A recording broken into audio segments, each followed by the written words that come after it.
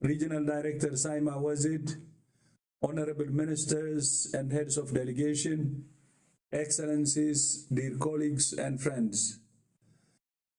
Good afternoon, and I apologize that I cannot be with you in person, but I'm pleased that my chef de cabinet, Dr. Razia Pense, is there to represent me. I congratulate the Regional Director on her report, which paints a comprehensive picture of the region's work over the past year in each member state and against each of the regional flagships. In your request to eliminate measles and rubella, the Democratic People's Republic of Korea and Timor-Leste were certified for the elimination of rubella. And Bhutan is on the way with interruption of rubella transmission for over 36 months. On non-communicable diseases, following the Dhaka Declaration, the Secretariat has supported many member states to develop plans and set new targets for the management and control of hypertension, cardiovascular disease, diabetes, cancer, and mental health. And I congratulate Thailand on becoming one of the first 5 countries in the world to be validated for the elimination of trans fat from its food supply, as RD Saima indicated earlier.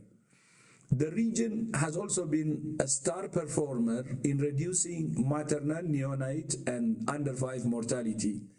Although I recognize there is variation between countries and you still have work to do to reach your SDG targets. On universal health coverage, service coverage has increased steadily, although not fast enough. The increase in catastrophic health spending is concerning and requires focused attention. If people cannot afford health services, they will not use them, as we all know. On antimicrobial resistance, all member states in the region now have national action plans and surveillance systems in place. The political declaration on AMR approved at the UN General Assembly high-level meeting 10 days ago includes concrete commitments and targets, and I urge all member states to take immediate action on those commitments. The region also continues to make impressive progress in the elimination of neglected tropical diseases. Last year, Bangladesh became the first country to eliminate Kala-Azar and was also validated for the elimination of lymphatic filariasis as a public health problem. Tomorrow, India will become the 20th country to be validated for the elimination of trachoma as a public health problem, and Timor-Leste will become the 21st country to be validated for the elimination of lymphatic filariasis as a public health problem. Congratulations to all member states. On tuberculosis, although there are encouraging trends in service coverage, treatment success, and testing, there is worryingly little progress in reducing incidence or deaths from TB, while catastrophic household spending on TB services is alarmingly high.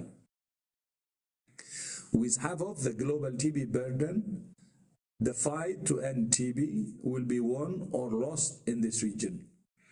This must be a key area of focus for all member states, and the Secretariat is committed to supporting you at all 3 levels.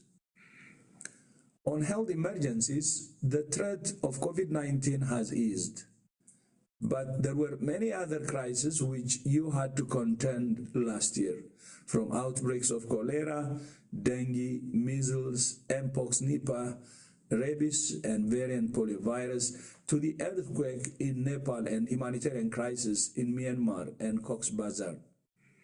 As you know, member states made significant steps towards strengthening health emergency preparedness, prevention, and response at this year's World Health Assembly.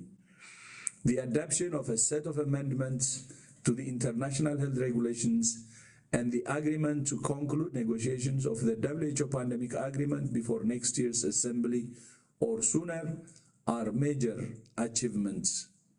Although member states have made progress on the pandemic agreement, some of the most crucial issues remain unresolved. I urge all member states to continue listening to each other within the region and beyond, to continue to seek common ground and to conclude a strong agreement by the end of this year. And I believe it's possible.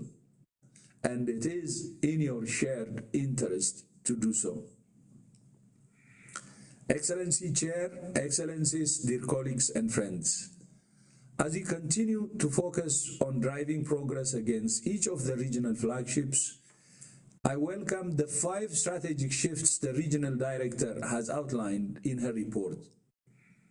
Fostering a holistic approach to health, focusing on equity, especially for women, girls, and other vulnerable groups, leveraging the transformative potential of innovation, build capacity and knowledge management for sustainability, and enhancing WHO's role as an enabler.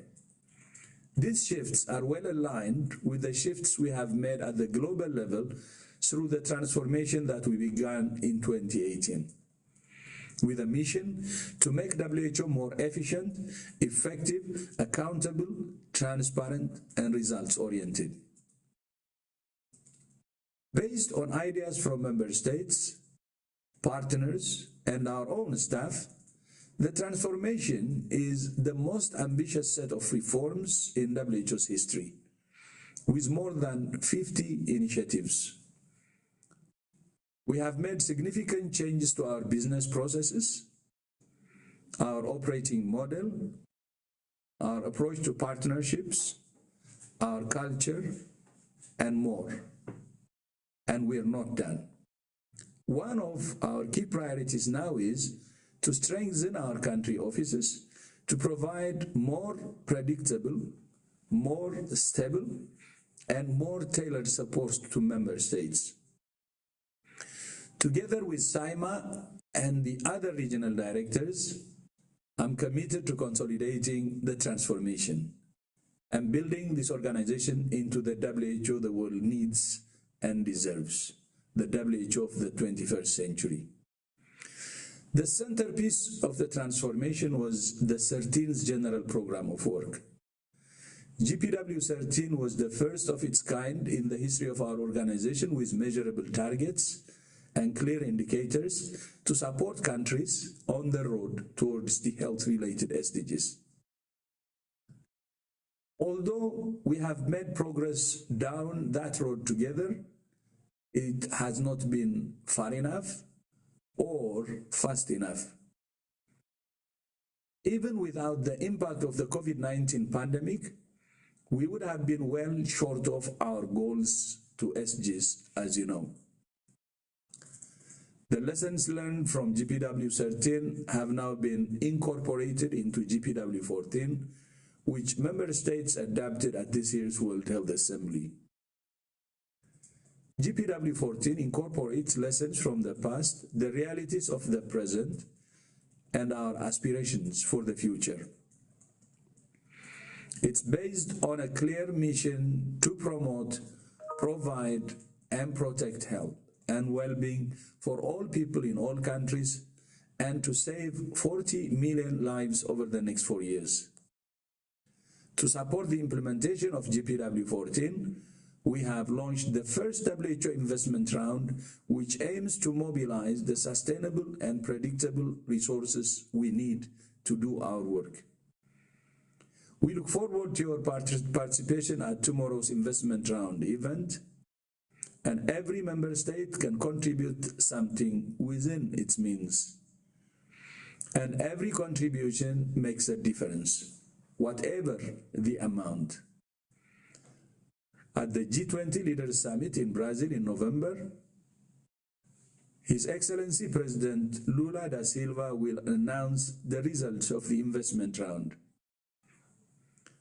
Excellencies, dear colleagues and friends, I leave you with 3 requests. First, I urge all member states to engage actively in negotiations for the pandemic agreement and to complete it by the end of this year. And it's possible. Second, I urge all member states to implement the 14th General Program of Work. And third, I urge all member states and partners to participate in the WHO investment round to support your WHO.